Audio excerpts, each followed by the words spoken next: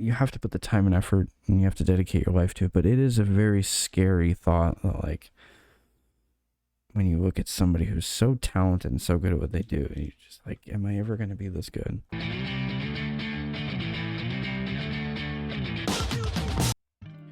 There are not many books out there like this. This, to me, is a very special book because when they say sketchbook, they really mean sketchbook. This, of course, is the Lord of the Rings sketchbook by the amazing fantasy artist Alan Lee, the man who brought our imaginations to life when it came to Lord of the Rings. I mean, when you think about Lord of the Rings art, this is probably the guy. Amazing artist. And let's just kind of take a look at this. There's a lot of pencil drawings in here. We get this amazing, beautiful piece here. I love it.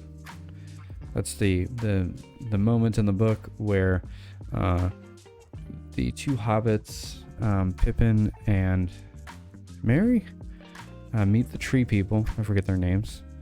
And that's pretty cool if you've ever read the book. It's been quite some time since I've read it, and then we get this beautiful piece here. And, I mean, come on, take a look at that. Frazetta, eat your heart out, man. No, I love Frazetta. And we get a great foreword by Ian McKellen, the iconic Ian McKellen, one of the greatest actors of all time. And it must have been an honor to get an introduction from Ian McKellen, Sir Ian McKellen himself. And then we get these beautiful, beautiful sketches here of the hobbits and dwarves. Man. I mean, look at that stuff. I mean, wow. Just look at the beauty right there that we're looking at here. I love that line work there. The sketching, kind of getting on the page. You get some pieces that are not finished. And then you get this beautiful Gandalf piece that, I mean, God, look at the shading there. Man. And he's just drawing faces on the bottom of the page there. He's trying to figure it out. And then, of course, we get this finished piece here, deciding whether he wants to put a hat on him or not. I mean, come on. I love stuff like that. Just watching the work kind of being figured out. And then we get a final piece there. We get some even like thumbnails. I guess he's trying to figure out the covers of the books. I think he ended up doing all the covers for the books. I'm not sure at what point he did them all. But, and get some drawings of Frodo's house. I mean, you even get like wood drawings and tree drawings. I mean, stuff like pots and teapots and, I mean, plates, little mundane stuff like that. But you got to learn to draw everything. Beautiful trees there. I mean, I look at something like this and I go, I never could draw this. And the reason why I could never draw this is because the idea of drawing trees to me is just so fucking boring. But it takes a brilliant artist to take a task like this and say, the trees are the main part, and then we have some people walking through the woods, through the forest. And this looks so good. I mean, this is to me, I'm a huge Frazetta fan, but I mean, it's just like, you know, this is as good as anything that I think Frazetta would have done. Beautiful. Just, yeah. And it's just mainly trees.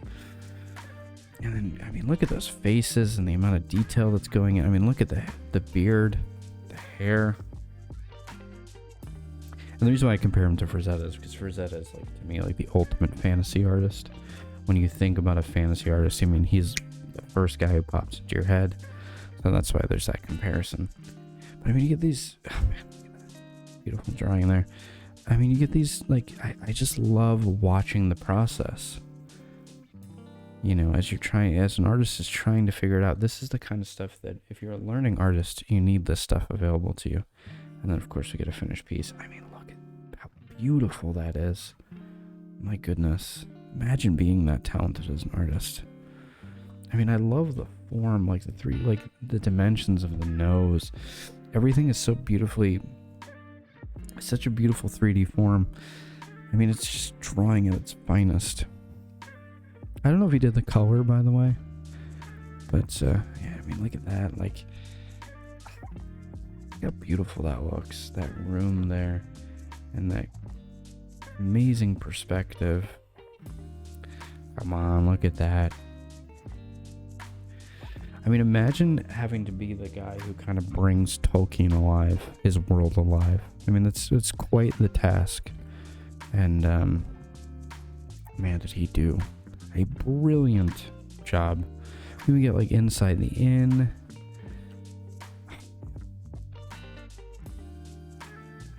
Look at that. Just such a rich world. Such a beautifully rich world. If you've never read Lord of the Rings, I would say you should definitely check it out.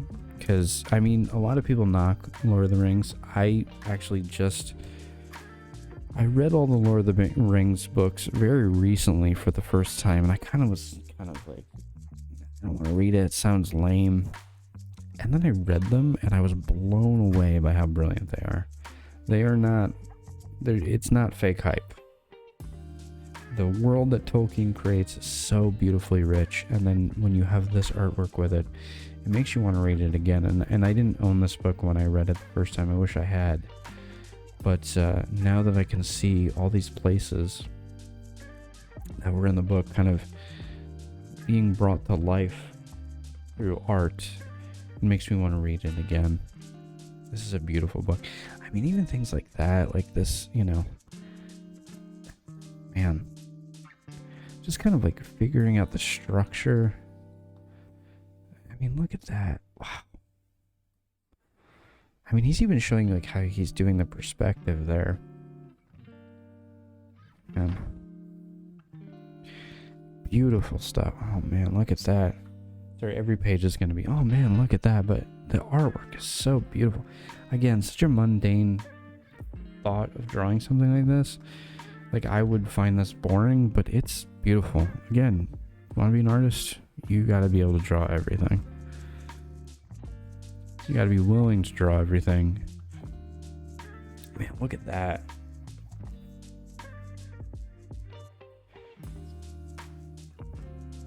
I wish he would show, I mean, I guess he does show some of the perspective work, but, yeah. Man, I love that there. Look at those pillars. I mean, he's figuring out every pillar, what the pillars are going to look like. The amount of work that goes into becoming a successful artist and a working artist, it's insane how much work goes into it, how much time you have to spend. But, yeah, I mean, like, drawing stuff like that, again, you just gotta learn how to draw, and then you get to draw the cool stuff. You gotta draw the boring stuff, and then learn to draw the boring stuff and the cool stuff. And this is the cool stuff. This is what we came here for.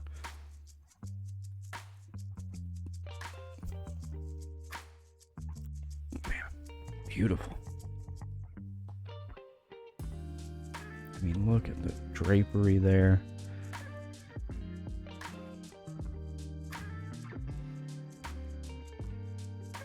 When you're doing fantasy work, you have to draw some very complex stuff, like, you know, armor, very complex armor. You can't make the armor look boring. The armor's got to be super complex sometimes. You got a lot of ridges and a lot of pieces that are coming off the armor. You know, man. God, look at that. I mean, like, you get the veins in the hands. But it's really roots, I guess, because it's tree. But, man. I mean, look at that. Look at how beautiful that is.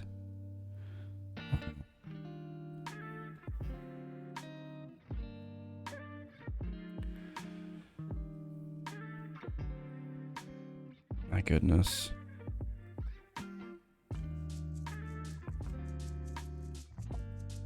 Look at that. Wow. Wow.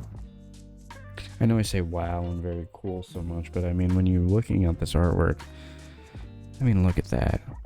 Look at the amount of detail that's going in that drawing right there. And that too. So much detail. The amount of time and effort that's being put into this. I look at something like this and I feel like it would take me a lifetime to draw something like this. But it really just comes with time, effort, hard work. But there are some artists where you're like, come on, they had to be born with this brilliance. But it really is just dedicating your entire life to it and saying, this is what I want to do. Gollum and Sam fighting each other. Very important part of the book.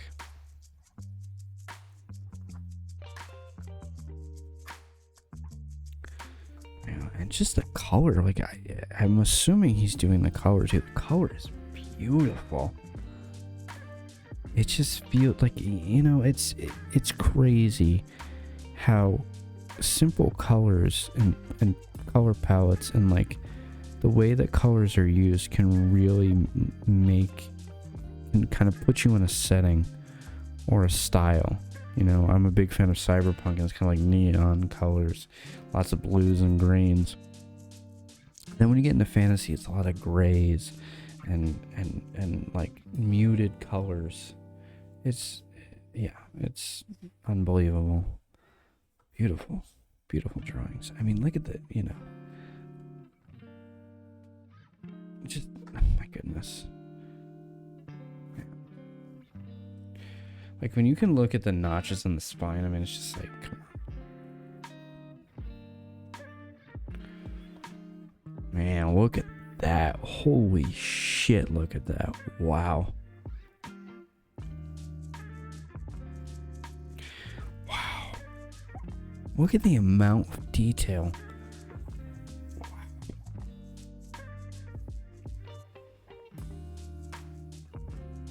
I'm blown away by this. That's the thing, is like I will sit with this artwork for a while and really study it. It's funny because I really enjoy like underground artists who kind of have this amateur feel. And then I really enjoy stuff like this. It's funny though, because I'm not the biggest fan of Alex Ross, because I think his stuff looks too realistic, like too like I don't know, it's just I'm not into it. But then I look at stuff like this, I'm just like, my goodness, this stuff is kind of tough for me to look at because it seems like you can't achieve it, but I still love it and I enjoy it. Beautiful work. I mean, look at the nose and the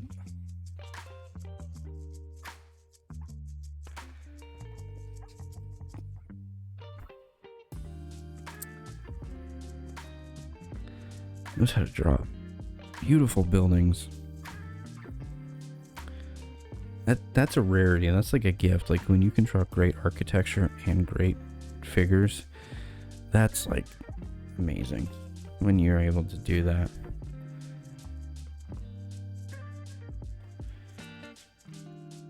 Look at that.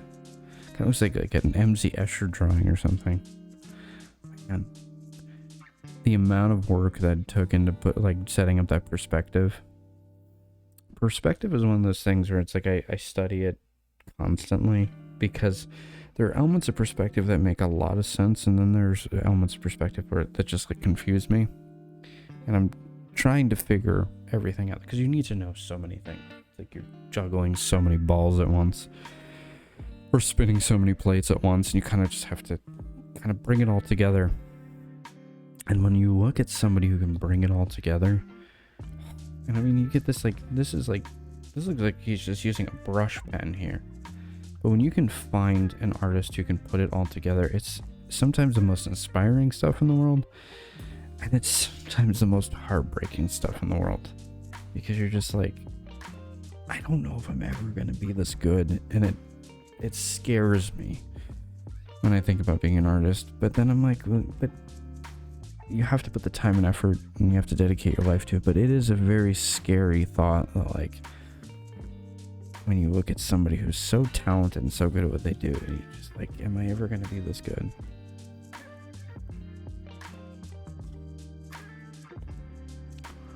Man. Again, just beautiful buildings, beautiful perspectives.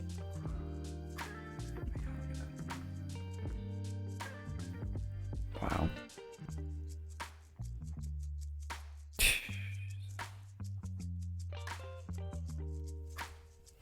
My girl got cankles here.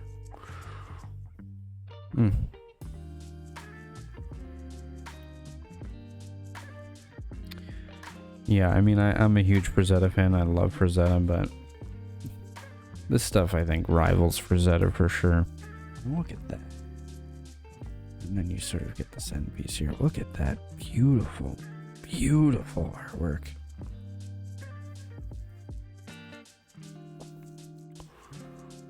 Wow. Wow. Look at, holy. Wow.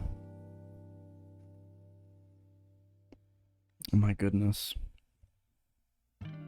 It's a special skill when you can make a drawing so entertaining. I mean, this looks like a movie.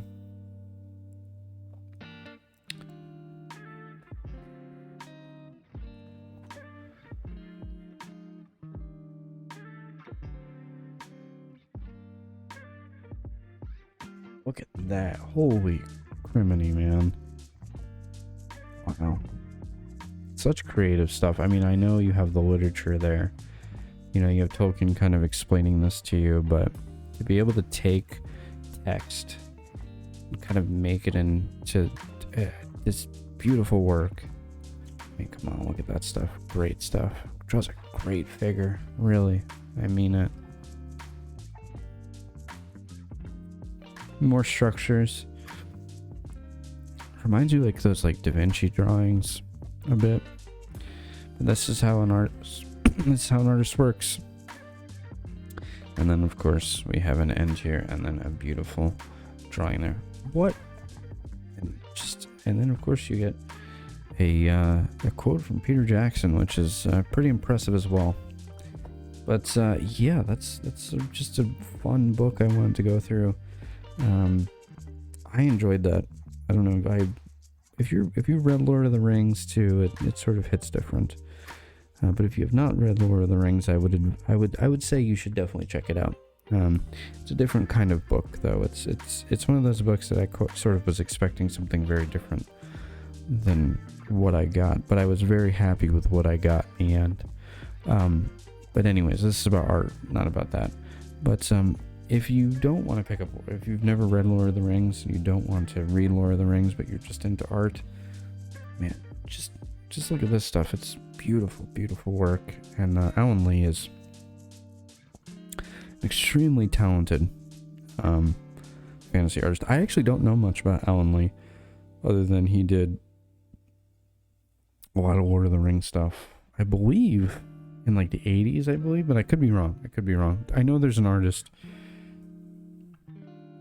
who did a bunch of Lord of the Rings stuff, I believe in the 80s. But yeah, I don't know if it was Alan Lee or not, but check this one out. It's very cool. And I'm happy that I could share it with you. And I will see you in the next video. Yeah. I don't know what we're going to cover, but probably something not as cool as this.